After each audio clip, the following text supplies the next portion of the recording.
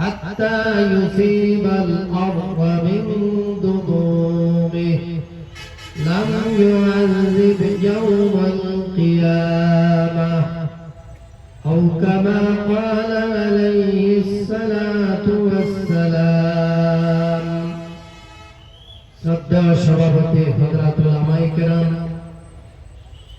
উপস্থিত মুরব্বিয়ানে আযম, দিনদারুল ইসলাম প্রিয় সর্বস্তরের মুসলমান ভাইসো, পবিত্র কোরআনে আল্লাহ তাআলা জিকরুল্লাহ শব্দটা প্রায় 268 বার উল্লেখ করেছেন।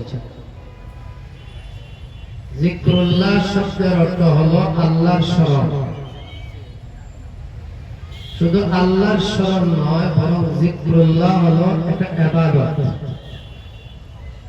পবিত্র কোরআনে আল্লাহ জিকরুল্লাহ শব্দটা যে প্রায় 250-এর অধিক জায়গায় উল্লেখ করেছেন। জিকরুল্লাহ অর্থ কিন্তু সব জায়গায় একই নয়। জিকরুল্লাহ শব্দের অর্থ অনেকই আছে। এর মাঝ থেকে জিকরুল্লাহ শব্দের প্রধান অর্থ এবং প্রথম অর্থ আল্লাহ তাআলার স্মরণ। কোরআনে কারীমের আয়াতে আল্লাহ তাআলা বলেন, ফাযকুরুনি আযকুরকুম। আল্লাহ বলেন, হে বান্দা, তুমি আমাকে স্মরণ করো, অবশ্যই আমি আল্লাহ তোমাকে স্মরণ করব। সুবহানাল্লাহ। আল্লাহ আয়াতে আল্লাহ তাআলা বলেন, আল্লাযীনা আমানু ওয়া তাতমাইন্নু কুলুবুহুম বিযিকরিল্লাহ। আল্লাহ বলেন, আল্লাহ বিশ্বাসী যারা, তাদের অন্তর শান্তি পায় আল্লাহ তাআলার জিকিরের মাধ্যমে। আয়াতের শেষে আল্লাহ বলেন, আলা শুনো, বিযিকরিল্লাহি তাতমাইন্নুল কুলুব। আল্লাহ তাআলার জিকিরের দ্বারাই অন্তরে প্রকৃত শান্তি অনুভব করা যায়। তাহলে জিকির শব্দের প্রথম অর্থ এবং প্রধান অর্থ হলো আল্লাহ তাআলার স্মরণ। এছাড়া জিকির শব্দের দ্বিতীয় অর্থ হলো উপদেশ বা শিক্ষা গ্রহণ। জিকির শব্দের অর্থ হলো উপদেশ, শিক্ষা গ্রহণ। আল্লাহ তাআলা তার বন্ধুকে সম্বোধন করে বলছেন, হে আমার বন্ধু, ওয়াজাক্কির,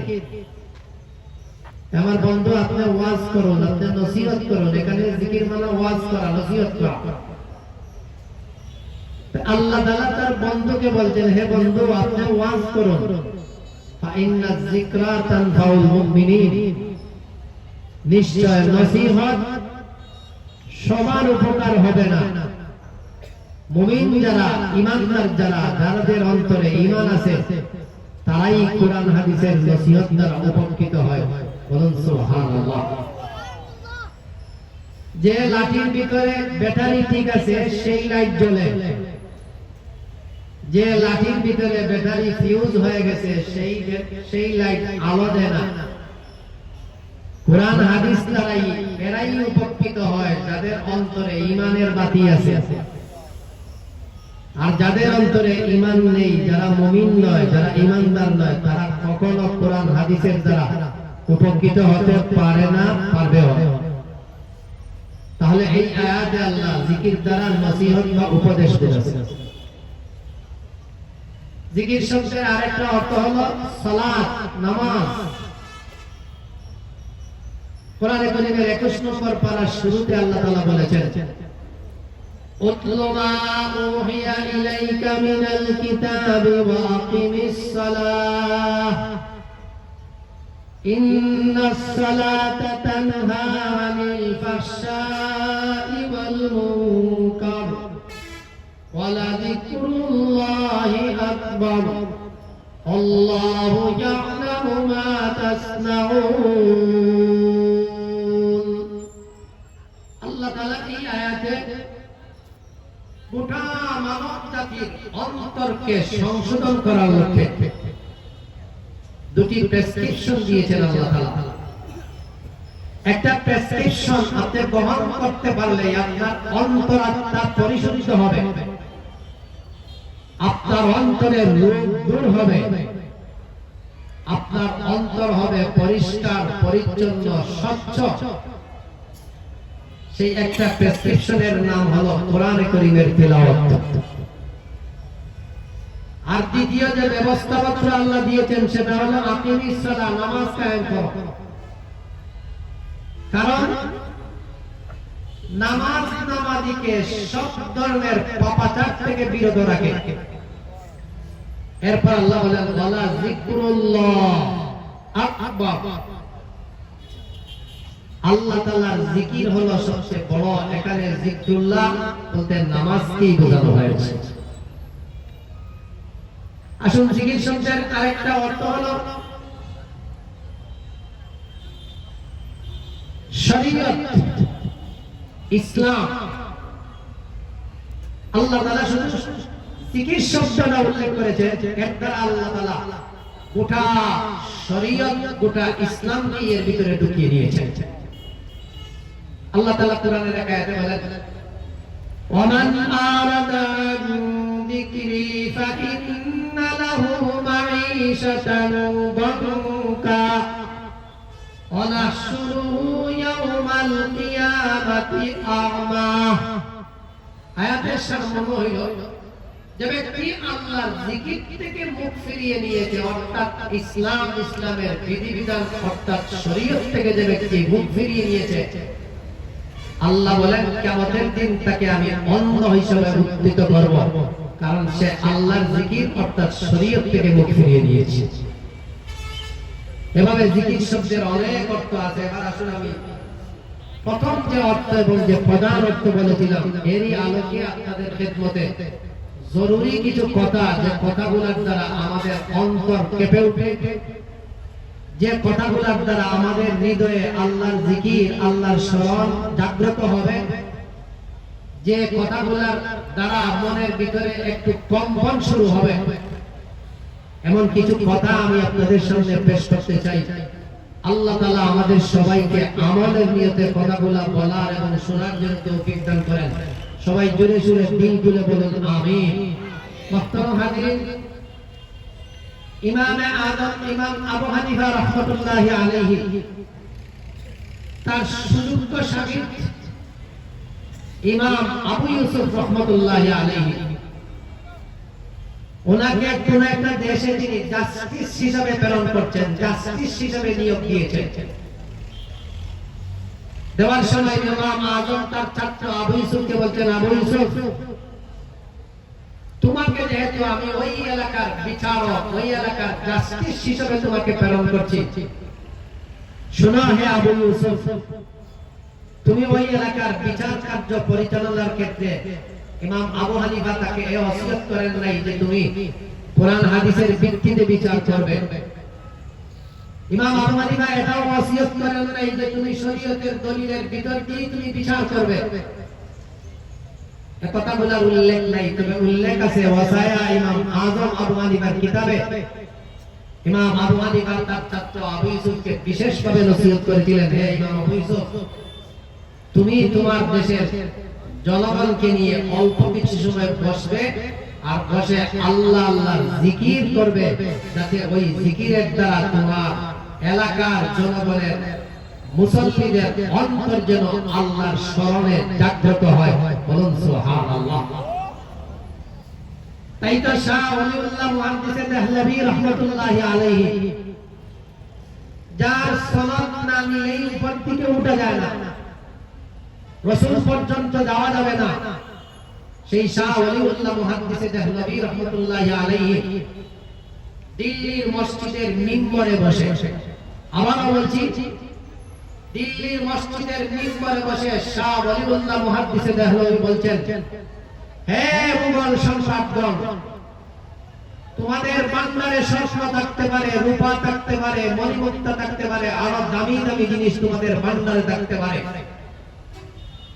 কিন্তু আমি শাহ ওলিউল্লাহ মুহাদ্দিসের দেহের ভিতরে, বক্ষের ভিতরে একটা ভান্ডার আছে, যেই ভান্ডারের নাম মন। এই মনের ভিতরে তোমাদের ভান্ডারের স্বর্ণ মণিমুক্তা না থাকলেও শাহ ওলিউল্লাহ মুহাদ্দিসের ভিতরে যে মন আছে সেই মনের ভিতরে আসমান জমিন এর সৃষ্টিকর্তা মহান রব্বুল আলামিন আসীন আছেন, বলুন সুবহানাল্লাহ। তাই তার একজন সাহেব একটা কথা বলেছেন, এই পৃথিবীটা কত বিশাল, কত বড় আসমান, কত বড় জমিন, কত বড় পৃথিবী। এত বিশাল পৃথিবী হওয়া সত্ত্বেও কোথাও আপনারা দেখাতে পারবেন না আল্লাহ তাআলা আসমানের ওই জায়গায়, জমিনের ওই জায়গায় আল্লাহ তাআলা আসীন হন। কিন্তু আল্লাহ তাআলা ঈমানদার বান্দার, মুমিন বান্দার অন্তরে আল্লাহ তাআলা আসীন হন। ও মুমিন বান্দা, তোমার অন্তরটাকে আল্লাহ ওয়ালা অন্তর যদি বানাইতে পারো, দুনিয়ার জমিনে জীবন্ত অবস্থায় তুমি তোমার মালিককে দেখে দুনিয়া থেকে বিদায় নিতে পারবে। এজন্য মানুষের মন এই হলো আসল। এজন্য মন যার ভালো, সব তার ভালো। মন যার খারাপ, চেহারা আকাশের চাঁদের চেয়ে সুন্দর হলেও কিছু আসে যায় না। তুমি এর চাইতে আরো বড় ফেমাস হতে পারো, আরো ভাইরাল হতে পারো। মন যদি তোমার সুন্দর না হয়, এটা আল্লাহর কাছে কিছুই তোমার গ্রহণযোগ্য হবে না। এজন্য মন হইল আসল, মন হইল আসল। দেখুন শায়েখ শিহাবউদ্দিন সোহরাওয়ার্দী রাহমাতুল্লাহি আলাইহি, এই সোহরাওয়ার্দী তরিকার একজন বুজুর্গ ছিলেন, শায়েখ শিহাবউদ্দিন রাহমাতুল্লাহি আলাইহি। উনি বলেন, আমি একবার আল্লাহর ঘর হজ করার জন্য গেলাম। খুব মনোযোগ সহকারে কথাটা শুনবেন যাতে আমার প্রশ্নের উত্তর দিতে পারেন আপনারা। শায়েখ শিহাবউদ্দিন সোহরাওয়ার্দী বলেন, আমি একবার হজের সফরে গেলাম। হজের সফরে যাওয়ার পর দেখলাম এক ব্যক্তি আল্লাহর ঘরের কালো গিলাফ তার বুকের সাথে জড়িয়ে ধরেছে। কালো গিলাফ, আল্লাহর ঘরের গিলাফ তার বুকের সাথে জড়িয়ে ধরেছে। আল্লাহর কালো গিলাফ তার বুকের সাথে জড়ানো অবস্থায় দুই হাত তুলে আল্লাহর কাছে মোনাজাত করছে। শায়েখ শিহাবউদ্দিন সোহরাওয়ার্দী বলেন, দেখলাম একটু পরে তার চোখ থেকে পানিও পড়ছে।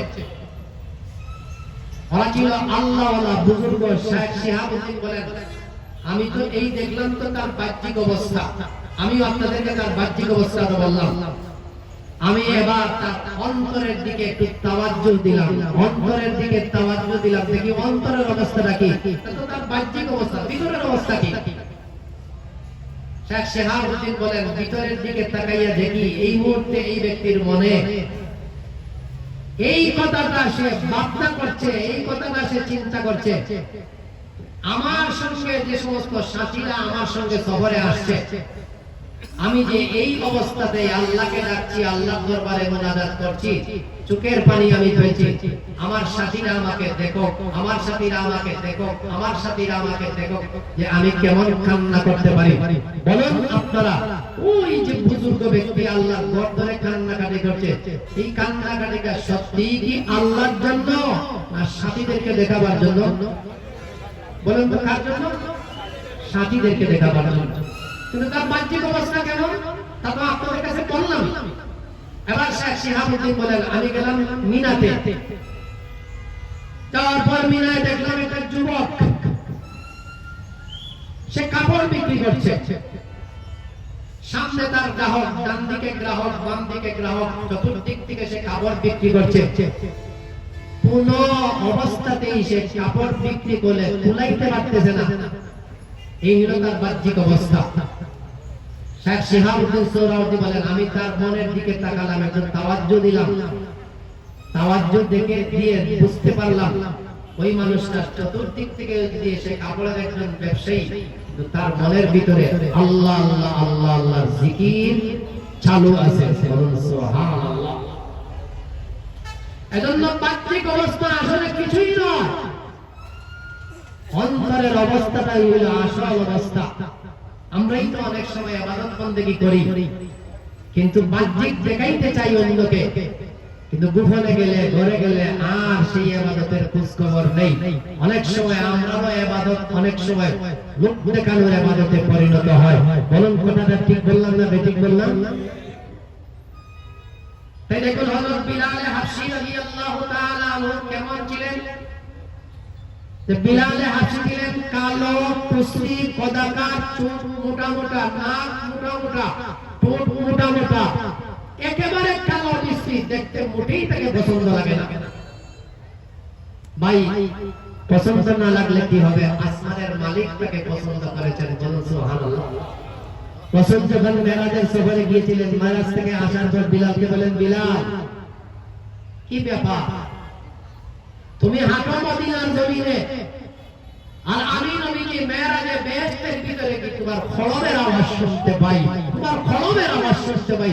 বিলাল হাঁটো জমিনে, আপনি হাঁটার আওয়াজটা জান্নাত পর্যন্ত পৌঁছে যায়। বিলাল তুমি এমন কি আমল করো? জবাবে বিলাল রাদিয়াল্লাহু তাআলা বলেন, ইয়া রাসূলুল্লাহ, ইয়া হাবিবাল্লাহ, আসলে আমি তেমন কোনো আমল করি না, তবে আমার একটা নিয়মিত আমল আছে। আমি যখনই ওযু করি তখনই 2 রাকাত নামাজ পড়ি, যখনই ওযু করি তখনই 2 রাকাত নামাজ পড়ি, যখনই ওযু করি তখনই 2 রাকাত নামাজ পড়ি। রাসূল বলেন, বিলাল এই আমলের বদৌলতে তুমি এই মর্যাদায় তুমি সমাসীন হয়েছে, বলুন সুবহানাল্লাহ। একদিনের ঘটনা শোনাই আপনাদেরকে, মনোযোগ আছে তো আপনাদের? বিলাল রাদিয়াল্লাহু তাআলা ফজরের আযান দিলেন। আযান দেওয়ার পর নবীজির হুজরায় গেলেন নবীকে ডাকার জন্য। বাইরে থেকে নবীজিকে ডাক দিলেন, আসসালাতু করিবাতুন ইয়া রাসূলুল্লাহ, আসসালাতু করিবাতুন ইয়া রাসূলুল্লাহ, হে আল্লাহর রাসূল, নামাজের সময় একেবারে নিকটে, নামাজের সময় একেবারে নিকটে। আম্মা জানা আয়েশা সিদ্দিকা রাদিয়াল্লাহু তাআলা বলেন, বিলাল তুমি তো রাসূলকে ডাকছো, কিন্তু আর রাসূলু নাঈমুন, রাসূল ঘুমিয়ে আছেন, রাসূল ঘুমিয়ে আছেন। কে বলেছেন? বলেন কে বলেছেন? আম্মা জানা আয়েশা বলেছেন। বিলাল বলেন, এখন তো ঘুমের সময় নয়, এখন তো নামাজের সময়। কাজেই বিলাল বললেন, আসসালাতু খায়রুম মিনান নাওম, আসসালাতু খায়রুম মিনান নাওম। আম্মা জান, এখন তো ঘুমের সময় নয়, এখন নামাজ। কারণ নামাজ ঘুমের চেয়ে, জোরে বলুন, নামাজ ঘুমের চেয়ে শ্রেষ্ঠ। এখন ঘুমের সময় নয়, এখন নামাজ পড়ো। আজকাল দেখা যায় আমরা ওয়াজ করি, ওয়াজ শুনি, আর ফজরের নামাজের কোনো খোঁজখবর নেই। এমন আছে না নাই? এমন কিছু ওয়াজিলাও আছে, ফজরের নামাজ তো পড়া দূরের কথা, যারা 5 বেলার ফরজ নামাজও ঠিক মতো পড়ে না। আছে না নাই? রাসূল বলেন এক হাদিসে, মান সাল্লাস সুবহা ফাহুয়া ফি জিম্মাতিল্লাহ, যে ব্যক্তি ফজরের নামাজ জামাতের সাথে পড়লো, সারা দিনের জিম্মাদারি আল্লাহ নিজে নিয়ে নিয়েছেন, বলুন সুবহানাল্লাহ। বিলাল বলেন, ইয়া রাসূলুল্লাহ, ইয়া হাবিবাল্লাহ, এখন তো নামাজের সময়, আসসালাতু খায়রুম মিনান নাওম, নামাজ হলো ঘুম থেকে উত্তম। নবীজি আসলে ঘুমন্ত ছিলেন না, নবীজি সজাগ ছিলেন, নবীজি কথাগুলো শুনছেন। যখনই বেলালের জবান থেকে বের হয়েছে আসসালাতু খায়রুম মিনান নাওম, সঙ্গে সঙ্গে নবীজি বলেন, বেলাল বেলাল বেলাল, এত সুন্দর শব্দ তোমার জবান দিয়ে বের হয়েছে, আগামীকাল যখন ফজরের আযান দিবেন, ওই ফজরের আযানে ওইটা তুমি অন্তর্ভুক্ত করে নাও, যাতে ফজরের নামাজে তুমি বলবে আসসালাতু খায়রুম মিনান নাওম, আসসালাতু খায়রুম মিনান নাওম। আজ পর্যন্ত বিলালের সেই কথাটা আযানের ভিতরে ঢুকেছে। কিয়ামত পর্যন্ত যত মসজিদে ফজরের আযান হবে, প্রতিটা মসজিদের মিম্বর থেকে, প্রতিটা মসজিদের মিনারা থেকে মুয়াজ্জিনের কণ্ঠে আসসালাতু খায়রুম মিনান নাওম উচ্চারিত হবে। বিলাল হাবশির অবদান, বলুন জোরে জোরে সুবহানাল্লাহ। কালো হলে কি হবে? তার জবান দিয়ে যা বের হয়, নবীজি তা ইসলামের ভিতরে ঢুকিয়ে নেন, বলুন সুবহানাল্লাহ। এজন্য বলছিলাম, আল্লাহ আল্লাহর জিকির, আল্লাহ আল্লাহর জিকির, এটাই হলো প্রধান। সব সময় একটা মুরিদের অন্তরে 24টা ঘন্টা আল্লাহর স্মরণ থাকা চাই, আল্লাহর স্মরণ থাকা চাই। উলামায়ে কেরাম কিতাবে লেখেন, কেউ যদি নকল ভাবে যদি আল্লাহর জিকির করে, আসল নকল নকল নকল নকল নকল জিকিরের দ্বারা অন্তরে ঈমান জাগ্রত হয়, বলুন সুবহানাল্লাহ। আমার ছাত্ররা ভাইরা বলতে পারবেন, মিশকাত শরীফ, বুখারী শরীফ, মুসলিম শরীফ সব কিতাবেই আছে আযানের অধ্যায়। হযরত আবু মাহযুরা রাদিয়াল্লাহু তাআলা আযানের অধ্যায়, আন আবি মাহযুরা রাদিয়াল্লাহু তাআলা ছাড়া আযানের অধ্যায় পূর্ণাঙ্গ হবে না। 1-2টা হাদিস নয়, 3-4টা হাদিস আবু মাহযুরা থেকে বর্ণিত আছে। আবু মাহযুরা মুসলমান হয়েছিলেন নকল একটা জিকিরের দ্বারা, নকল জিকিরের দ্বারা, আসল না। লেখা আছে কিতাবে আবু মাহজুরা 16-17 বছরের যুবক ছিলেন, কাফির ছিলেন। রাসূল খুদাওয়া যাচ্ছিলেন, যাওয়ার সময় শুনেন আবু মাহজুরা একটা কাফির বালক, আর সে আযানের শব্দগুলো বারবার উচ্চারণ করছে, আযানের শব্দগুলো বলছে আল্লাহু আকবার আল্লাহু আকবার, বলছে আশহাদু আল্লা ইলাহা ইল্লাল্লাহ। ওই আবু মাহজুরা দোকান দিয়ে বলছে আশহাদু আন্না মুহাম্মাদার রাসূলুল্লাহ, আশহাদু আন্না মুহাম্মাদার রাসূলুল্লাহ। মুয়াজ্জিন যখন আযান দেয়, ছোট ছোট বাচ্চারাও আযানের শব্দ বলে না? বলে না? আপনাদের এলাকায় মনে বলে না? না বলে? তা আবু মাহজুরা বলছেন, নবীজি বলেন আবু মাহজুরা আমার কাছে আসো, আমার কাছে আসো। আবু মাহজুরা ভয় পেয়ে গেলেন। রাসূল বলেন আবু মাহজুরা তুমি উঠেও ভয় করো না, আসো আমার কাছে আসো। আবু মাহজুরা আসলেন নবীর কাছে। নবী বললেন হে বালক তুমি কি বলছিলে আবার বলো। তো আবু মাহজুরা বললেন আশহাদু আন্না মুহাম্মাদার রাসূলুল্লাহ, আশহাদু আন্না মুহাম্মাদার রাসূলুল্লাহ, দুইবার বললেন। নবীজি বললেন না তুমি আবার বলো। তো তিনি আবার বললেন আশহাদু আন্না মুহাম্মাদার রাসূলুল্লাহ, আশহাদু আন্না মুহাম্মাদার রাসূলুল্লাহ, চারবার। এটাকে ফিকর পরিভাষায় বলা হয় তারজিহ। এজন্য ইমামে শাফি রাহমাতুল্লাহি আলাইহি ওয়াসাল্লাম বলো আশহাদু আন্না মুহাম্মাদার রাসূলুল্লাহ চারবার হবে, কারণ আবু মাহজুরা আশহাদু আন্না মুহাম্মাদার রাসূলুল্লাহ চারবার উচ্চারণ করেছিলেন, যাকে ফিকর পরিভাষায় তারজিহ বলা হয়। যখন শেষ দুইবার আবু মাহজুরা উচ্চারণ করলেন, নবীজি বললেন আবু মাহজুরা এবার যাও। আশ্চর্যের ব্যাপার হলো আবু মাহজুরা বলেন ইয়া রাসূলুল্লাহ ইয়া হাবিবাল্লাহ আমি কোথায় যাব? নবীজি বলেন তুমি খেলাধুলায় চলে যাও। আবু মাহজুরা বলেন জি না হুজুর, জি না, আমি যাব না। আমি যাব কোথায়? আমি তো আপনার সাথেই যাব, কারণ আমি বলি নাই আশহাদু আন্না মুহাম্মাদার রাসূলুল্লাহ, আমি তো সাক্ষী দিলাম আপনি মুহাম্মদ আল্লাহর রাসূল। আমি কোথায় যাব? আমি আপনার সাথেই যাব। কালেমা পড়ে আবু মাহজুরা মুসলমান হয়ে গেলেন।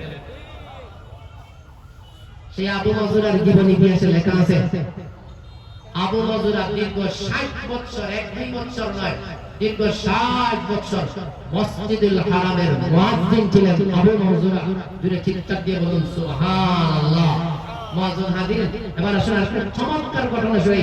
এমনি যদি কেউ আল্লাহ আল্লাহ জিকির করে, আল্লাহ আল্লাহ জিকিরের দ্বারা অন্তর খুলে যায়, অন্তরের ভিতরে আল্লাহ আল্লাহ রাসূলের মহব্বত ঢুকে যায়। জুড়ে একবার বলুন সুবহানাল্লাহ। খাজা আবুল হাসান রাহমাতুল্লাহি আলাইহি বড় একজন বুজুর্গ ছিলেন। খাজা আবুল হাসান ওনার নাম। উনি একবার ওয়াজ করলেন, ওয়াজের ক্ষেত্রে জিকরুল্লাহর ফজিলত বর্ণনা করলেন। আল্লাহু আকবার। আমার চেয়ে আমাদের মুরব্বি উলামায়ে কেরামরা বলতে পারবেন। আগে বরুণার পীর সাহেব, গরগুরি পীর সাহেব, এভাবে কৌড়িয়ার পীর সাহেব, এভাবে আব্দুল্লাহ হরিফ সহ বড় বড় বুজুর্গাদের দিন রাতের অন্ধকারে এমন ভাবে জিকির করতেন, জিকির করতে করতে করতে করতে করতে এদের মাথার থেকে গাম ছুটে যেত, শীতের কাপড়গুলো সরিয়ে দিতেন, গরম লেগে যেত। এভাবেই তারা আল্লাহ আল্লাহ জিকির করত। বলুন কথা ঠিক না বেঠিক বললাম? আজকে তো সেই ধরনের জিকির নেই। খাজা আবুল হাসান জিকিরের ফজিলত করতে গিয়ে করতে বললেন হে আমার মুসল্লিরা শুনো, আল্লাহ আল্লাহ জিকিরের দ্বারা শারীরিক সুস্থতা বাড়ে, আল্লাহ আল্লাহ জিকিরের দ্বারা উপার্জন এবং সম্মান বৃদ্ধি পায়। কয়টা কথা বললাম? এক নম্বর, আল্লাহ আল্লাহ জিকিরের দ্বারা শারীরিক সুস্থতা ঠিক থাকে, আল্লাহ আল্লাহ জিকিরের দ্বারা উপার্জন, আয় উপার্জন বাড়ে, আল্লাহ আল্লাহ জিকিরের দ্বারা সম্মান বাড়ে। তখন সেখানে একজন দার্শনিক ছিল, তার নাম সম্ভব আবু সিনা। সে দার্শনিক খাজা আবুল হাসানকে বলে, খাজা আবুল হাসানকে বলে খাজা সাহেব আপনি কি বললেন? এটা তো আমাদের বিবেকে ধরে না, এটা তো আমাদের চিকিৎসা বিজ্ঞানে ধরে না। কারণ আপনি আল্লাহ আল্লাহ জিকির করবেন, এর দ্বারা আয় উপার্জন বাড়বে, সুস্থতা বাড়বে, নেক হায়াত বাড়বে, বরকত বাড়বে। এটা তো আমাদের চিকিৎসা বিজ্ঞান কখনো সমর্থন করে না। চিকিৎসা বিজ্ঞানে হয় আল্লাহ আল্লাহ জিকির করলে আপনি কিভাবে আবার নেক হায়াত পাইবেন, কিভাবে উপার্জন বাড়বে, কিভাবে সম্মান বাড়বে, এগুলো তো আমাদের বুঝে আসে না। খাজা আবুল হাসান সঙ্গে সঙ্গে বড় মজলিসে ওই দার্শনিক চিকিৎসক যে তাকে বলে গেলেন, হে জ্ঞান পাবি, তুই তো একটা গাধা, তুই সম্পূর্ণ একটা অজ্ঞ। আমারও বলছি। খাজা আবুল হাসান বলে ফেললেন ওই চিকিৎসককে, দার্শনিককে, হে দার্শনিক তুই তো একটা জ্ঞান পাবি, তুই তো একটা গাধা, তুই তো একটা অজ্ঞ। খাজা আবুল হাসান কথাটা বলার ফরফর দেখা যায়। এবার চিকিৎসক কাঁদতে শুরু করেছে। একটু পরে দেখা যায় কাঁদতে কাঁদতে কপাল কামে লাল, চেহারা লাল। খাজা সাহেব জিজ্ঞেস করেন, ডাক্তার সাহেব আপনার কি হয়েছে, আপনি গামের কেন? আপনার চেহারা লাল হয়ে গেলে কেন কেন? ডাক্তার বলতে যে কামবে না আমার শরীর, আমার চেহারা কি লাল হবে না?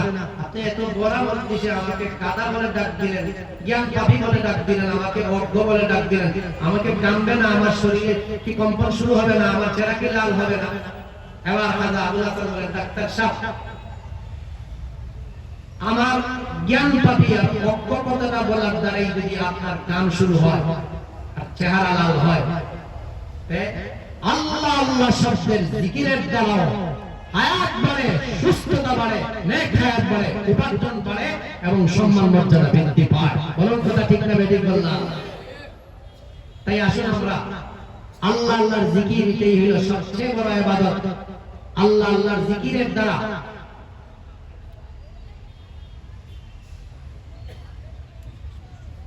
আল্লাহ আল্লাহর জিকিরের দ্বারা অনেক সময় অনেক সময় মানুষ ভ্রান্ত ভালোবাসা থেকে বের হয়ে সত্যিকার আল্লাহর ভালোবাসায় ফিরে আসে।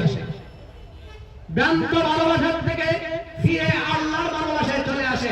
ঘটনা দেখেছেন, আরেকজন ইনসাফ একটা ঘটনা উল্লেখ করেছেন, খুব সংক্ষেপে বলি। একজন যুবক খুব সুদর্শন ছিল, তার চেহারাটা খুব সুন্দর, তার শরীরটা খুব ফিটফাট, বডি ফিটনেস খুবই ঠিক ছিল। এক রাজার দরবারে সে চাকরি করত, রাজার দরবারে থাকত। রাজার এক মেয়ে ছিল শাহজাদি, বড় সুন্দরী।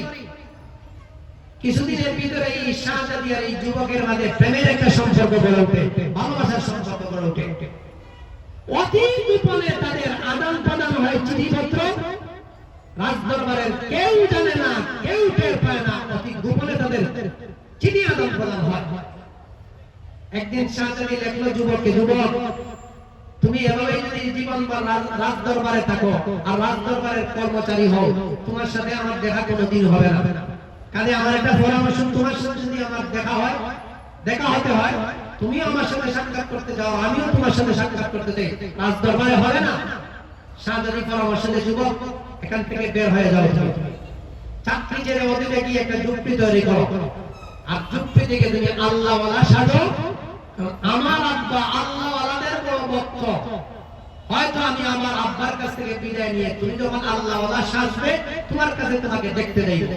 যুবকটা রেডি হয়ে গেল, রাজ দরবারের চাকরি ছেড়ে অদূরে গিয়ে একটা যুক্তি তৈরি করলো, আর সেই যুক্তিতে বসে বসে এবার আল্লাহর ইবাদত করতে শুরু করলো, আল্লাহ আল্লাহ জিকির করতে শুরু করলো, আল্লাহর ইবাদতে মগ্ন হলো।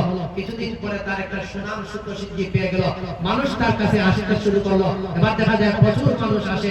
শাহজাদি বলে, এখনই সময় এসেছে। আব্বাকে বললো, আব্বা ওই জায়গায় একজন বুজুর্গ ব্যক্তি আছেন, তার সাথে আমি দেখা করতে যাই। আব্বা বললেন, যাও যাও, তাড়াতাড়ি যাও, অসুবিধা নেই। শাহজাদি যখন বের হলো, তার সাথে তার সৈন্য সামন্ত, তার সিকিউরিটি, তার বডিগার্ড সবগুলাকে নিয়ে যখন ওই যুবকের দরবারে গেল, যুবকের ঝুপড়িতে ঢুকবে, এর আগেই অনুমতি না নিয়ে যুবকের ঝুপড়িতে ঢুকে গেল। আর ঢুকেই শাহজাদি বলতে লাগলো, হ্যাঁ যুবক, মাথা উঠাও, মাথা উঠাও, মাথা উঠাও, একবার তুমি তাকাও না, একবার তাকাইয়া দেখো। আমি বললাম, ওই শাহজাদি যার সাথে প্রেমের সম্পর্ক ছিল, তোমাকেই আমি প্রস্তাব দিয়েছিলাম, তুমি আল্লাহ সেজেছো আর আল্লাহ সেজেছো আমাকে দেখার জন্য। আমি এসেছি, এখনই সময় শুনে এসেছে আমাকে দেখার, আর আমিও তোমাকে দেখবো, তুমিও আমাকে দেখবা, মাথাটা উঠাও। যুবকটা অত্যন্ত আশ্চর্য বলে, হে শাহজাদি, যাও যাও, আমার দরবার থেকে বের হয়ে যাও। কে তোমাকে অনুমতি দিল আমার দরবারে আসার জন্য? আমি আল্লাহর ইবাদত করতে করতে আসল মালিকের সন্ধান পেয়েছি, আসল রাজার সন্ধান পেয়েছি। দুনিয়ার কাউকে আমি এখন দেখতে চাই না, তুমি আমার দরবার থেকে বের হও। এখন আমি আসল মালিকের প্রেমে মজে গিয়েছি। বলুন না সুবহানাল্লাহ। এজন্য বলুন, আল্লাহ আল্লাহর জিকিরের দ্বারা লাভ আছে না নাই? এজন্য আসুন আমরা সর্বাত্মনিকভাবে আল্লাহ আল্লাহর জিকির করতে পারি। 24 ঘন্টা ঘুমাইলে পরেও আল্লাহ আল্লাহর জিকির করতে পারি। এজন্য আয়াত তেলাওয়াত করেছিলাম, ইয়া আইয়ুহাল্লাযীনা আমানু যকুরুল্লাহ যিকরান কাসীরা। আল্লাহ বলেন, হে ঈমানদার বান্দাগণ, বেশি বেশি আল্লাহর জিকির করো। যিকরান কাসীরা, বেশি বেশি করে আল্লাহর জিকির করো। ওয়াসাব্বিহু বুকরাতান ওয়া আসীলা। বিশেষ করে সকালে আল্লাহর জিকির করো, বিকালে আল্লাহর জিকির করো। এজন্য হক্কানি কোন বুজুর্গের কাছে মুরিদ হইলে বুজুর্গ বলেন, সকালবেলা 6 তাসবিহ পালন করতে হবে, বিকালবেলা 6 তাসবিহ পালন করতে হবে। রাতের আদায়ে উঠে তাহাজ্জুদের নামাজের সময় তোমাকে আরো বড় তাসবিহ তিলাওয়াত করতে হবে। এভাবে যারা বেশি বেশি করে আল্লাহর জিকির করে তাদের অন্তরটা হয়ে যায় আল্লাহ ওয়ালা অন্তর। বলুন সুবহানাল্লাহ। এজন্য রাজি আছেন তো ভাই সব সময় আল্লাহ তাআলা জিকির করতে? কারা কারা রাজি? তারা হাত উঠান। নারে তাকবীর। দ্বীন ইসলাম। আল্লাহ মরণ পর্যন্ত আমাদেরকে তোমার জিকিরে লিপ্ত রাখো। আর তোমার জিকির করে করে যেন দুনিয়া থেকে বিদায় নিতে পারি। আল্লাহ তুমি আমাদেরকে তৌফিক দান করে। সবাই বলেন আমিন। এই মাদ্রাসা হলো জিকির শিক্ষা দেওয়ার কারখানা। মাদ্রাসা জিন্দা থাকবে তো জিকির এর প্রশিক্ষণ চালু থাকবে। যেন এই মাদ্রাসার ছাত্র রাজি আছেন তো যাবো ইনশাআল্লাহ। মাদ্রাসার মেহমানের রাসূল যখন থাকেন এখানে খাওয়া দাওয়া করেন। আসেন যে কোনো ভাই সর্বপ্রথম বলে এই এলাকা সিলেটের এলাকা ধনী এলাকা আমি 5 বস্তা চাউল দেবো। আসেন কোনো ভাই থাকলে নামটা লেখা মাত্র 5 বস্তা, বেশি নয়। আল্লাহ তোমার একজন বান্দাকে তুমি কবুল করো। 5 বস্তা চাউল, বেশি নয়। এই সিলেটের এলাকার মানুষের জন্য, শাহবারান শাহজালাল এলাকার মানুষের জন্য 5 বস্তা চাউল কোনো ব্যাপারই নয়। একজন ভাই দেখেছেন হিম্মত করে 5 বস্তা চাউল, একজন ভাই দেখেছেন। আল্লাহ কবুল করো, আল্লাহ তুমি কবুল করো, মঞ্জুর করো। মাত্র 5 বস্তা চাউল। আলহামদুলিল্লাহ। और मुर्बी साहब एक ना एक नहीं शुरू जनाब हाजी अब्दुल मजीद साहब प्रथम 1 নম্বর শুরু হইছে। আল্লাহ হাজি আব্দুল মজিদ সাহেব সরকারে কবুল করবে। দেখি 2 নম্বর একজন ভাই ভাগ হইছে খুব তাড়াতাড়ি। 2 নম্বর একজন ভাই 2 নম্বর খুব তাড়াতাড়ি দেখি 2 নম্বর একজন ভাই একটা বছর চাউল।